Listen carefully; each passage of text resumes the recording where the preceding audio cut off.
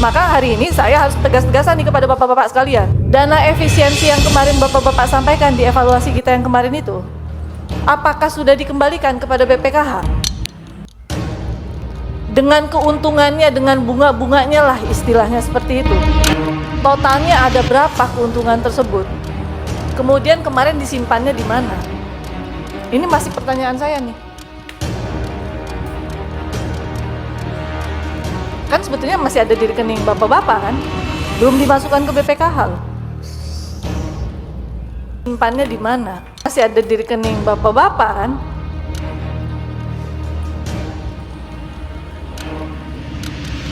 Nah itu kan harusnya dikembalikan ke sana.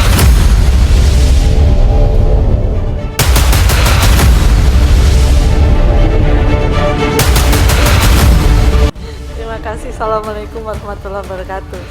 Yang saya hormati Bapak Pimpinan beserta anggota Komisi 8, Pak Dirjen PHU dari BPH beserta jajaran.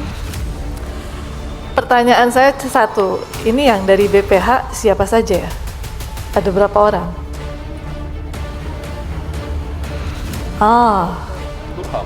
Ramai juga BPH. Tugas dan fungsinya sebagai apa saja ya Pak? Perkenalkan dong Pak, karena kita tidak tahu siapa saja nama-namanya.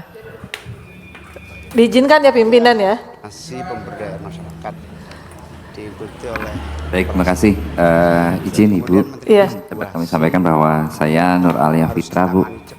Kami kemarin sudah dilantik sebagai Kepala Biro Perencanaan dan Organisasi pada Badan Penyelenggara Haji. ASN ya? ASN, Bu. Oke. ASN, dan sifatnya kami adalah Bedol desa? belum, Bu, belum berdiri. Oh belum? Belum. Oke. Biro Perencanaan? Ya. Oke. Dari sampingnya? Berbentuk uang. Baik, terima kasih. Perkenalkan, nama saya Selamat. Hari Senin kemarin tanggal 30 kami dilantik sebagai Kepala Biro Keuangan dan Umum PHU? dari PHU. Oh oke. Sekarang di BPH? Oke. Bagian keuangan ya, catat bagian keuangan. Oke. Baik, saya Tuti Ramningrum, Senin kemarin dilantik sebagai Kepala Biro Hukum dan SDM. Saya berasal dari Kementerian Hukum, Ditjen Peraturan Perundang-undangan. Nah ini yang penting, SDM dan hukum. Makasih Bu. Nah ini yang dari Siskohat. Jangan menangis Pak. Izin Bapak Ibu pimpinan dan anggota Panja. Perkenalkan Bu, Ya. Perkenalkan ulang, nama saya Muhammad Hasan Afandi. Kemarin dilantik bersama dengan teman-teman kami yang lain sebagai Kepala Pusat Data dan Informasi. Oke. BPH. Terima kasih Ibu. Terima kasih. Berarti yang intinya masih ada? Silakan Pak. Sampingnya. Assalamualaikum warahmatullahi wabarakatuh. Waalaikumsalam. Izin Bapak-Bapak pimpinan, kami dari tenaga ahli dari Kepala Badan Tenaga ahli. Gus Irfan. Oke. Jadi ada beberapa di sini yang memang fungsinya hanya membackup hal-hal yang kira-kira untuk penguatan badan haji. Oke. Terima kasih banyak Bapak Ibu sekalian. Karena buat saya sangat penting, mohon maaf pimpinan saya agak lancang. Saya tidak tahu yang BPH yang mana, yang Dirjen PHU yang mana. Sehingga tadi saat disampaikan,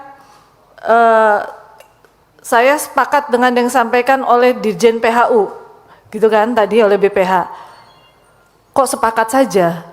Kan di bayangan kami seharusnya karena ini transisi, seharusnya juga PHU punya plan juga gitu kan.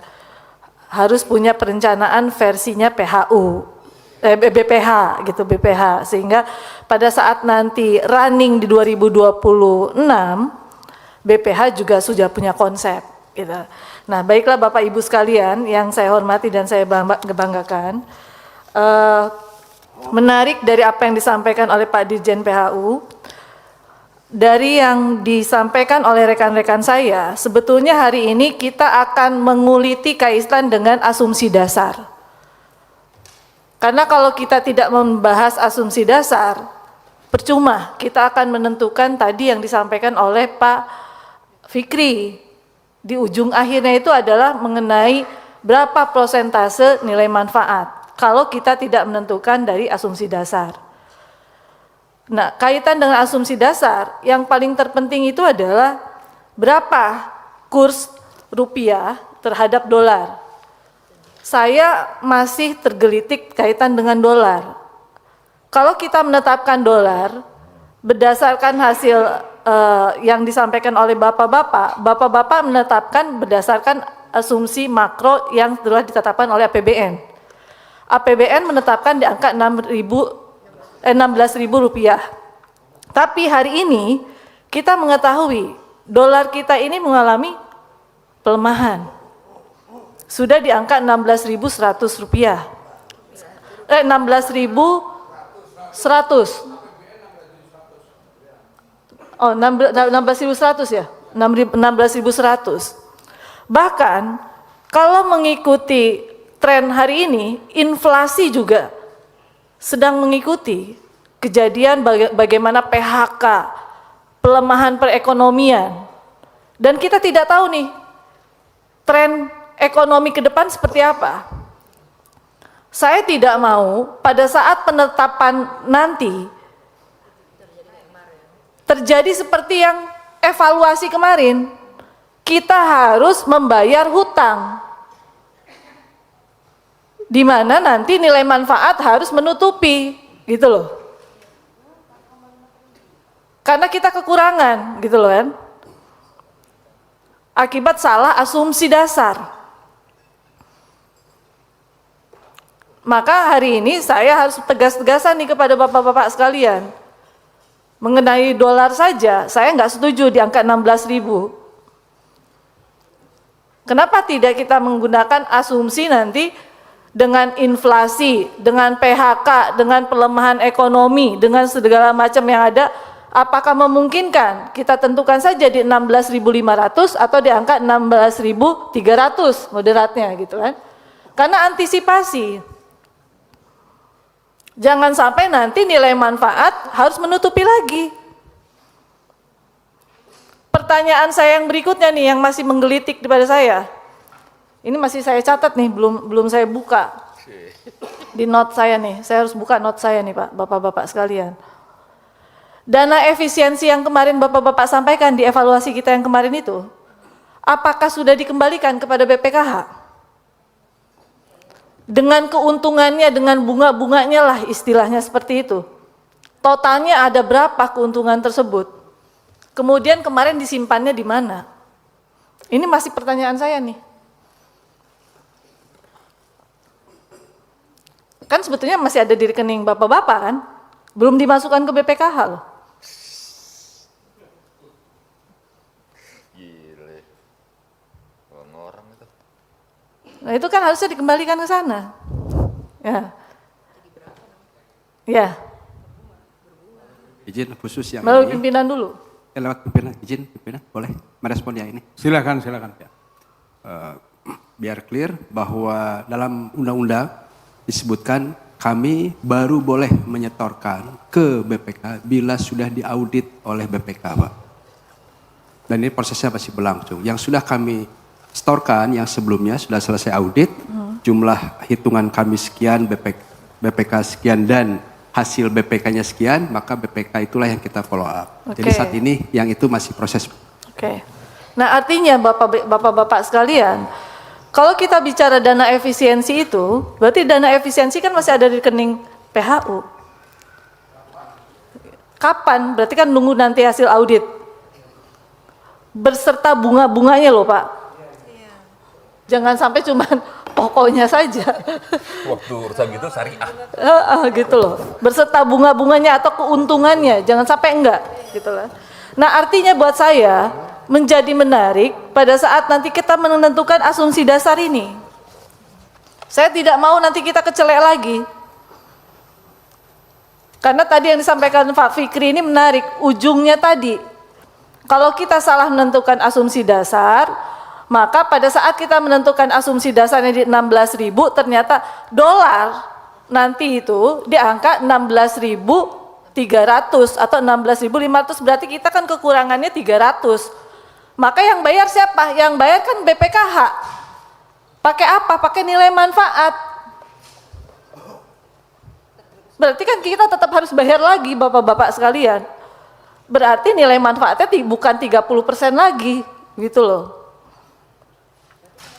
Ada perubahan lagi. Nah, ini yang menarik di situ. Kemudian SAR. SAR ini juga, ini harus dipikirkan secara matang. Kalau tadi yang disampaikan oleh Bapak-bapak kan berkorelasi juga dengan dolar. Pada saat nanti dolar kita tetapkan di angka 16.300 atau 16.500, maka SAR-nya pun harus ditetapkan di angka berapa, gitu kan. Nah, yang lain-lainnya, saya sepakat dengan disampaikan oleh Pak Ahmad, bahwa Pak Wamen sendiri sudah menyampaikan kepada kami, ada perhitungan yang menurut beliau bisa realistis, dan kemudian saya coba membuka dokumen-dokumen saya sebelum-sebelumnya. Oke lah, kita telat melakukan pembahasan pada proses untuk BPIH dan BIP tahun 2025 hari ini. Tetapi tidak boleh juga kita salah untuk menetapkan angka-angkanya. Kalau kita buka di tahun 2023, komponen penerbangan itu angkanya di 32.742.000 sekian. Kemudian kita bandingkan dengan komponen penerbangan di tahun 2024 33 juta. Kemudian naik lagi tahun 2024 34 juta. Naiknya setiap tahun 1 juta, 1 juta, 1 juta. Alasannya selalu dikaitkan dengan aftur dan dolar. Padahal rekan-rekan sendiri juga sudah menyampaikan, ini adalah perusahaan plat merah yang kita bisa kerjasama di dalamnya.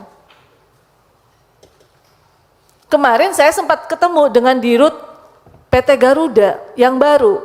Mereka sampaikan, langsung Pak Dirutnya sampaikan kepada saya, Bu, di masa kepemimpinan saya yang baru, saya akan melakukan perubahan.